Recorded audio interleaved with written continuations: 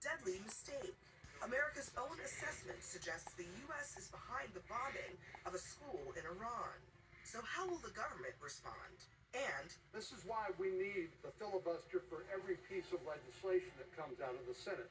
Filibusted. The Republican senator who wants Trump's endorsement reverses his longtime position to back the president's demands. It's the most popular bill I've ever seen put before Congress. Live at the table, Neera Tanden, Peter Meyer, Xochitl Hinojosa, Brianna Lyman, and Bobby Ghosh. Americans with different perspectives aren't talking to each other, but here they do.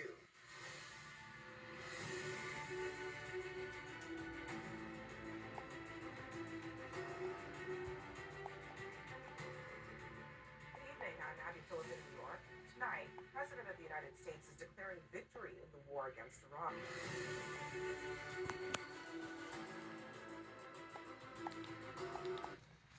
We won the bet. In the first hour, it was over.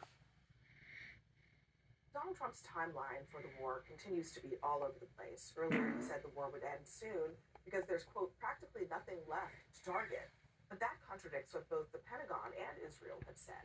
It also contradicts what's happening on the ground. Between new bombings and Iran's threats and retaliation, just tonight, 38 crew members of two foreign oil tankers had been rescued in the Persian Gulf after both ships were set ablaze. One person is dead, and the attack happened in Iraq's territorial waters. Iran has claimed responsibility for it. And despite that happening just a few moments ago, President Trump now has a new term for how he is labeling this conflict. You just said it is a little excursion, and you said it is a war. So which one is it?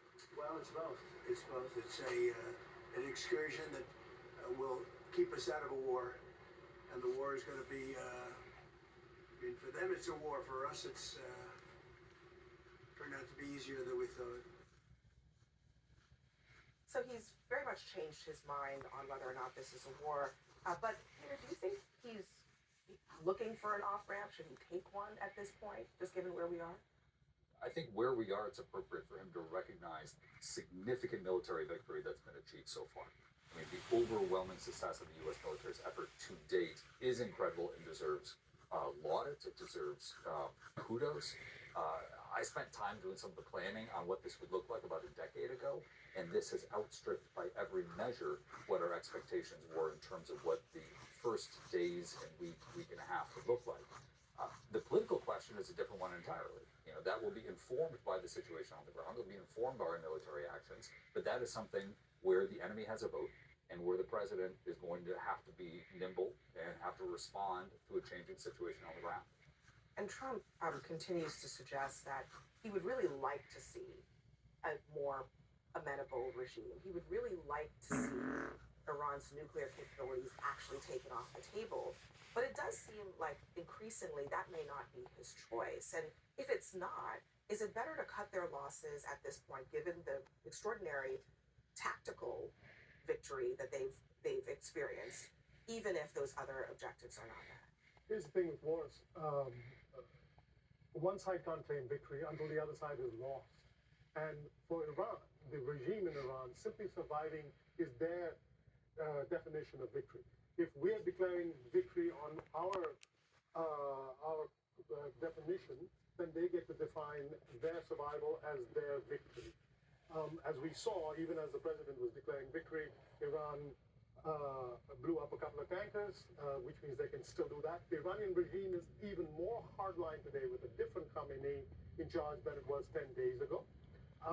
It is weakened, but that doesn't mean it's anywhere near on its knees. And the third thing is, this is the big story from today that caught my attention.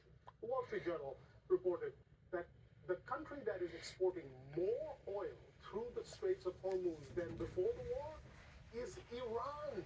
So 10 days later, more hardline regime, Iran is exporting more oil while the rest of our allies don't get to export their oil, and Iran continues to be able to blow up ships in the Persian Gulf. From which independent direction, never mind the definitions of the two sides, from which independent standpoint is this a victory for anybody? That's a question, and a good one. Well, look, I don't think it's surprising that this is President Trump's posturing, right? This man is a salesman through and through. So he's going to sell anything his administration does, and he's going to do it with confidence, like he's doing with this war, saying it's over, we won in the first hour. So I don't think that's surprising. And I pray to God that he has some kind of intel that we are not privy to that would suggest or indicate that maybe within a week or 2 weeks, this will actually show more of America is absolutely the victor, regardless of what side you're on. Well, what would you define as America being the absolute victor? Because I think obviously there's a lot of destruction happening in Iran, but the leadership is not decimated. They've created a whole new leadership regime. And when you look at what's happened to the global oil markets, price of gas has gone up 50 cents from a year ago. 172 million barrels of oil the United States announced is going to be released from the Strategic Petroleum Oil Reserve, but yet, as we speak here, oil futures are up because it seems like the markets don't believe that this is going to be over soon. So I don't know, what is victory? Well, I think we've seen that the Iranian regime is literally using a cardboard cutout of the Khamenei son because he hasn't been seen since he's been injured. That means he could be dead, he could be severely injured and may not be the next leader. So I do think there are questions as, do they have the right leader and do they have someone in place? When it comes to oil, look, unfortunately, I think President Trump's warnings for the past decade are coming true. He has encouraged not only the United States, but other countries to be energy independent and to diversify the oil markets so that when you have these shocks in the oil market, it's not impacting everyone else. But unfortunately, no country has diversified enough. I mean, global. Just to be clear, oil is set at a global market. So even if we're producing more in the United States, we're still Which affected. we are. Right, We which we are. more Which we are. than But I think the issue here is, I think actually many assessments have always been that the United States could militarily dominate Iraq. The challenge has been Iran. I'm sorry. So similar. So just another Middle East war with another Republican president. It's time in Iraq. It was a little different. Yeah. We'll see how it goes over the next years. But the real issue, I think, is that it is, as we all know, Iran is on the Strait of Hormuz, and this has always been the question of how they would interfere or basically take hostage the global market. And just as a reminder, as you just noted, even with using this pro, oil is up to almost $100. Just want to say what that means for American consumers. Not only do we pay more for gas, not only do we pay more for gas, but we also pay more because of natural gas exports.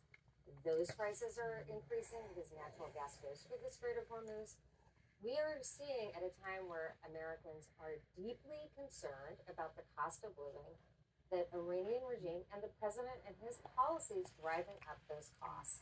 And I think that I appreciate that we don't know what is going to happen in the weeks to come, but he is asking American service members to sacrifice, and also Americans throughout this country to pay more for his war. The 50 cents a gallon is still, yes, that increase. That's not great.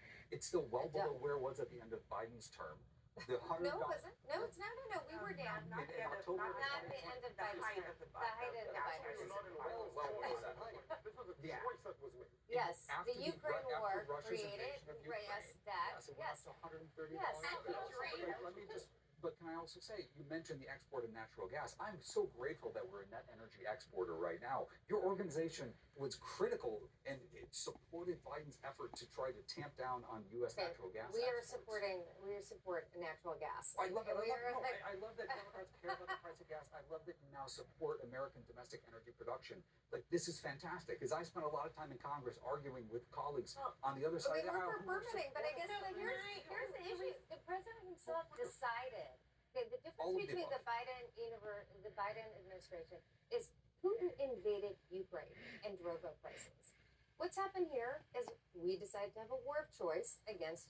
To take out one of the most dangerous regimes. In Yes, the and world. we'll see if that regime changes. It won't matter if the regime doesn't change. If it's a worse hardline regime afterwards, then what did we accomplish? If they're actually more militant afterwards. Well, but not only that, and like need to stop talking about Joe Biden. Joe Biden lost, and Donald Trump was elected to reduce prices. And time after time, whether it was last year with tariffs and now with this war, what's happening is the president is saying, "Trust me, trust me. You need to feel the pain for a little bit, and then the overall outcome will end up benefiting America." They didn't trust him with tariffs. He didn't deliver on tariffs. Now what is happening is that he's gotten us into this war that the American people do not want. They trusted him whenever he said that he obliterated the nuclear program. Now we find out later that he lied to us and that he actually did not do that. So why should the American people trust him now? He has failed at every point throughout his administration, and I keep on hearing Republicans blame Joe Biden. Joe Biden is not the president of the United States. Donald Trump is, and not only that, Donald Trump has the House and the Senate. And so if he won authorization from Congress to go into a war, why did he get the authorization? Because So no to me, president's done that in 2 decades. I would love I understand, but you guys are the ones in power. Donald Trump is in power, and he hasn't been able to deliver on anything, especially the cost of living. That is And not as it- true. It is true. Inflation was at a record high under Biden, and it has dropped significantly under Donald Trump. And think that doesn't but if matter. you go to the grocery store, the prices The prices are much better than they were under prices Biden. are The okay. rate the prices have gone up has slowed. The prices are still up. The prices haven't come They're down. up. That's Also, it makes no not true. difference to the price of gas in the tank whether or not we're energy independent. The Yes, oil companies exactly. charge us international rates. The fact that we're producing more oil, when I go to buy gas, that does not reduce my bill at all. The oil companies charge us international rates. But the So when the difference- price of oil goes down everywhere, goes up everywhere, it goes up for us. When it goes down everywhere, it goes up for us. So a war in the Middle East that shuts down the Strait of Hormuz, even if we're not getting one drop of oil from that region, will still affect the cost of gas. And gas, not just gas, to your point, not just natural gas. Fertilizer, Yeah. huge exporters of fertilizer from that part of the world. Prices going up. Dubai and the UAE are one of the world's major logistic hubs. All kinds of goods move through Dubai and come here, and exports from America go to Asia through Dubai. All kinds of things are blocked. You know, the price of gas is only, we're talking like this is the first Gulf War or the second war where you served and I covered as a journalist. This is a whole different world from there. The world is a much more complex place, and the Middle East is more Let me important. just ask you a final question.